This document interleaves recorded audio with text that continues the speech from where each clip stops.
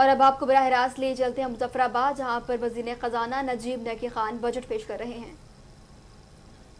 علاوہ ازیں 26.5 mega what کے 6 منصوبہ جات رواں مالی سال میں مکمل ہو چکے ہیں، جبکہ 14.4 میگا واٹ جھینک ہائیڈرل پاور پروجیکٹ بھی شامل ہے۔ آئندہ مالی سال کے دوران 34 میگا واٹ کے منصوبہ جات پہ کام کا آغاز کیا جائے گا۔ ان میں سے 22 میگا واٹ جھاگراں فیز 4 کا منصوبہ بھی شامل ہے۔ ترقیاتی ادارہ جات مظفر آباد، باغ، راولہ کوٹ، کوٹلی، میرپور کی حدود میں سڑکوں اور پارکس کی تعمیر اور دیگر بنیادی سہولیات کے منصوبوں پہ کام جاری رکھا جائے گا۔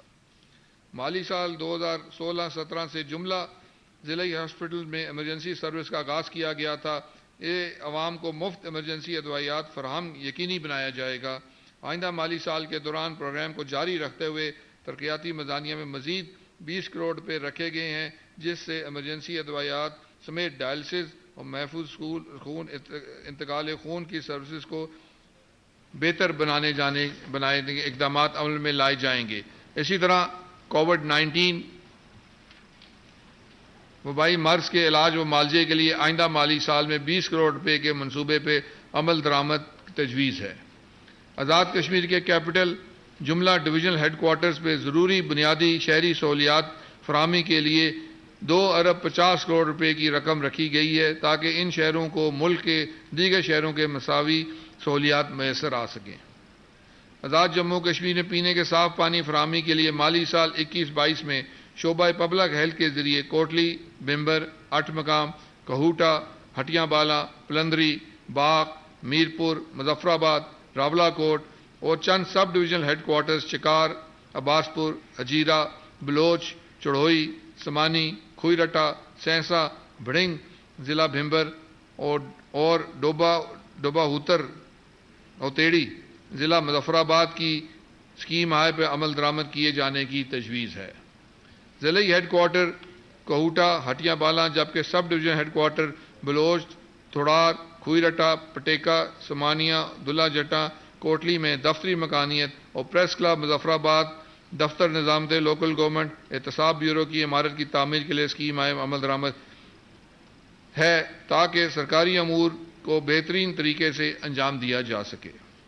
قبل ازیں تحصیل ہٹیاں بالا، دیر کوٹ، ڈڈیال کی حد تک لینڈ ریکارڈ کمپیوٹرائز کیا جا چکا ہے، جبکہ آئندہ مالی سال میں مزید 10 تحصیلوں کے لینڈ ریکارڈ کو کمپیوٹرائز کرنے کی نئی اسکیم پہ عمل درآمد کا آغاز ہو چکا ہے۔ نیز راولہ کوٹ میں آئی ٹی بورڈ کے زیر اہتمام ایک جدید طرز کا تربیتی مرکز قائم کیا جا رہا ہے۔ بھمبر میں ایک پولی ٹیکنیک کالج قائم کیا جا رہا ہے، جس سے جدید فنی تعلیم کی سہولیات دستیاب ہو سکیں گی، جو موجودہ دور کی اہم ضروریات کے علاوہ اے جے کے ٹیفٹا کے زیر اہتمام 250 افراد کو فنی تربیت فراہم کریں گی، جبکہ آئندہ مالی سال کے دوران 700 افراد کو پیشہ ورانہ تربیت دی جائے گی۔